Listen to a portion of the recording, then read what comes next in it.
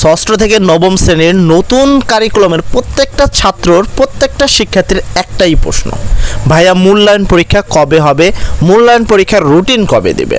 আমি এই বিষয়ে তোমাদের একবারে প্রমাণ সহ বলে দিচ্ছি। আর সবচেয়ে বড় কথা হলো মূল্যায়ন পরীক্ষা কবে হবে সেই বিষয়ে আমি বলি।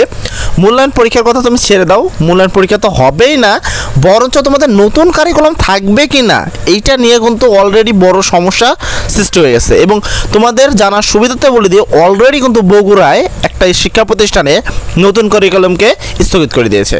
তাহলে বুঝতেই পারছো যে নতুন কারিকুলাম নিয়ে যদি টানাটানি থাকে সেখানে তোমাদের মূল্যায়নের কথা আর কি বলবো। ফার্স্ট অফ আমি বলবো যে মূল্যায়ন পরীক্ষা হবে কিনা আর হইলেও বা কবে হবে। আর সেকেন্ড অফ বলবো আমি নতুন কারিকুলাম বিষয়ে যে আসলে থাকছে কিনা বা গেলেও বা কবে যাবে। তো প্রথম প্রশ্নের উত্তর হলো যে মূল্যায়ন পরীক্ষা হবে কিনা। দেখো, মূল্যায়ন পরীক্ষা হওয়ার কথা ছিল, তোমাদের কিছু পরীক্ষা অবশিষ্ট ছিল, মোটামুটি 7টা পরীক্ষা আমার জানা সত্ত্বে। তো এই 7টা পরীক্ষা নতুন রুটিন দিয়ে তোমাদের কিন্তু পরীক্ষা নেওয়ার কথা। কিন্তু তোমরা যদি একটু প্রিভিয়াসের দিক তাকাও, দেখো তোমাদের কিন্তু ঠিক যেদিন পরীক্ষা হইতো তার আগের দিন রাত্রে প্রধান শিক্ষকের নিপন্ন অ্যাপে তোমাদের কিন্তু মূল কোশ্চেনটা আসতো, তাই না? আর সেই কোশ্চেনটা আসার পরে ওই দিন রাত্রে প্রিন্ট হইতো এবং পরের দিন সকালে তোমরা পরীক্ষা দিতা। এবার এগুলো কে করতো? শিক্ষা মন্ত্রণালয়ে যারা ছিল তারা।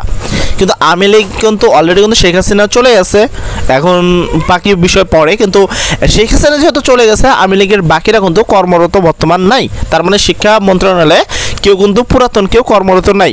এখন ভাবো যেখানে এইচএসসি পরীক্ষারই নিয়ে অনেক সমস্যা চলতেছে, সেখানে তোমাদের পরীক্ষা ঠিক কীভাবে হবে বা আসলে তোমাদের কোশ্চেনই বা কে তৈরি করবে? তোমাদের কিন্তু কোশ্চেনটা কিন্তু তৈরি করা নাই।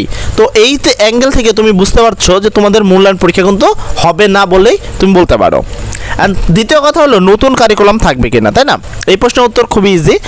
এটা তুমি যদি এই নোটিশটা দেখো তাহলে কিন্তু বুঝতে পারবা যে নতুন কারিকুলাম থাকছে কিনা। তো নতুন কারিকুলাম যে বাদ হয়েছে কিনা আসলে তার প্রমাণ কি, সবাই দেখে কমেন্ট বক্সে তোমরা লিখতেছিলা যে এটা কি রিয়াল কিনা। তো চলো একটু প্রমাণটা দেখে নিই। তোমরা যদি এটা একটু খেয়াল করো, তারিখটা দেখো, তারিখ হলো 10 তারিখ 8 মাস 2024 সালে, মানে আজকে প্রকাশিত ডেট কিন্তু এটা। অ্যান্ড এটা কোথা থেকে প্রকাশিত দেখো, জাতীয় শিক্ষাক্রম ও পাঠ্যপুস্তক বই বোর্ড, সেটাকে তোমার 6970 মতিঝিল বা এ ঢাকা 1000 প্রকাশিত হয়েছে কোথায়? www.nctv.gov.bd, যেটা তো এটা মূলত হলো প্রেস বিজ্ঞপ্তি একটা, ঠিক আছে, যেখান থেকে বলা হচ্ছে যে নতুন কারিকুলাম বাদ হয়েছে কিনা। অ্যাকচুয়ালি এটা হলো একটা প্রেস বিজ্ঞপ্তি। একটু যদি আমরা নিচে খেয়াল করি তোমরা দেখতে পারবা যে এটা আসলে কি লেখা আছে। তোমরা যদি এখানে একটু ভালো করে লক্ষ্য করো, দেখো এখানে কিন্তু ইজিলি তোমাদের বলা হয়েছে নতুন শিক্ষা কারিকুলাম স্থগিত করেছে জাতীয় শিক্ষাক্রম ও পাঠ্যপুস্তক বোর্ড। এনসিটিভি মর্মে একটি বিভিন্ন সংবাদ মাধ্যমে প্রিন্ট এবং ইলেকট্রনিক প্রকাশিত হচ্ছে, যা সত্য নয়। তবে 11 আগস্ট থেকে বগুড়ায় অনুষ্ঠিতভাবে শিক্ষাক্রম সংক্রান্ত একটি কর্মশালা স্থগিত করা হয়েছে। তার মানে বুঝতে পারতেছো যে বগুড়ায় কিন্তু অলরেডি এটা স্থগিত করে দিয়েছে। অ্যান্ড আমি তোমাদের সুবিধাতে যদি বলি, দেখো আমি কিন্তু আমার ভিডিওতে খুব সুন্দর করে বলছি এই বছর তোমাদের নতুন শিক্ষাক্রম থাকবে। এখানে কিন্তু সেটা বলেছে এটা সঠিক নয়, মানে এখন থেকে এই যে 11 আগস্ট থেকে যে তোমাদের নতুন শিক্ষাক্রম বন্ধ বা স্থগিত হয়ে গেছে, নতুন কারিকুলাম থাকবে না, এইটা কিন্তু ভুল নিউজ। কিন্তু সঠিক নিউজ কোনটা? যে তোমাদের যে শিক্ষাক্রমটা রয়েছে, মানে নতুন যে তোমাদের নতুন কারিকুলাম যেটা রয়েছে সেটা কিন্তু এই বছরটা থাকবে। মানে এই বছর সরকার এত টাকা দিয়ে প্রিন্ট করছে, অ্যান্ড অর্ধেক বছর প্রায় পারই হয়ে গেছে, তোমরা কিন্তু পড়াশোনা করছো। তার মানে তুমি এটা শিওর রাখতে পারো যে এই বছর তোমাদের কিন্তু নতুন কারিকুলামটা থাকবে।